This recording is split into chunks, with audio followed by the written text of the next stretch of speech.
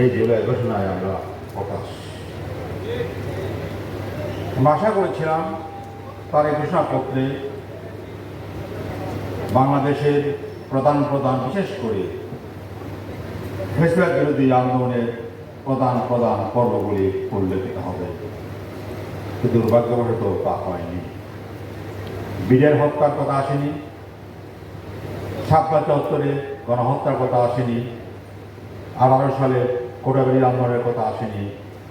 এমনিভাবে অনেক কিছুই 21-এ সেই মধ্যবিরোধী আন্দোলনে 21 জন বাইকে ঢাল বরণ করেছেন, তার কোনো উল্লেখ করা হয়নি। তাই আমরা চাই অনতিবিলম্বে এই জুলাই ঘোষণাকে সংশোধিত করে আবার তাকে পেশ করা হোক। দ্বিতীয়টি হচ্ছে জুলাই সনদ। আপনারা জানেন এই সনদ তৈরি করার জন্য বৈঠক করা হয়েছে, কমিশন দলগুলোর সঙ্গে ব্যক্তিগত পর্যায়ে তারা বসেছে। পরবর্তী সময়ে প্রায় 23 দিন ব্যাপী দলগুলোর সঙ্গে আলোচনা করা হয়েছে, অনেকগুলো বিষয় একমত হয়েছে, কিছু বিষয় ডিসেন্ট সঙ্গে একমত হয়েছে। এখন প্রশ্ন হচ্ছে এই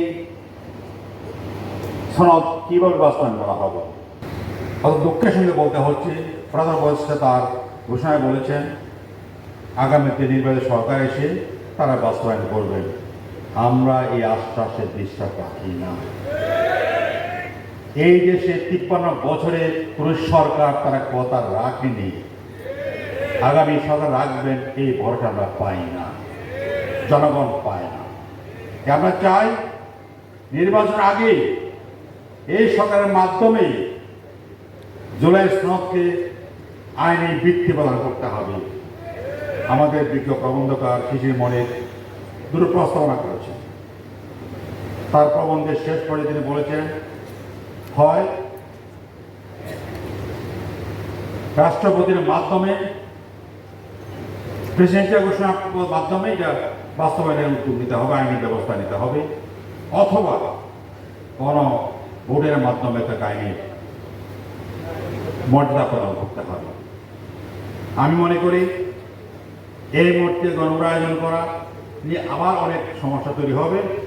এই জন্য অনতিবিলম্বে রাষ্ট্রপতির ঘোষণার মাধ্যমে একে আইনি মর্যাদা প্রদান করতে হবে, এর কোনো বিকল্প নাই। একে আইনি মর্যাদা প্রদান না করলে জুলাই বিপ্লবের যে নেতা ছিলেন, যারা সৈনিক ছিলেন, আত্মদান করেছেন, রক্ত দিয়েছেন, হাজার হাজার মাস বঙ্গত্ববরণ করেছেন, তাদের প্রতি মর্যাদার প্রতি অসম্মান জ্ঞাপন করা হবে।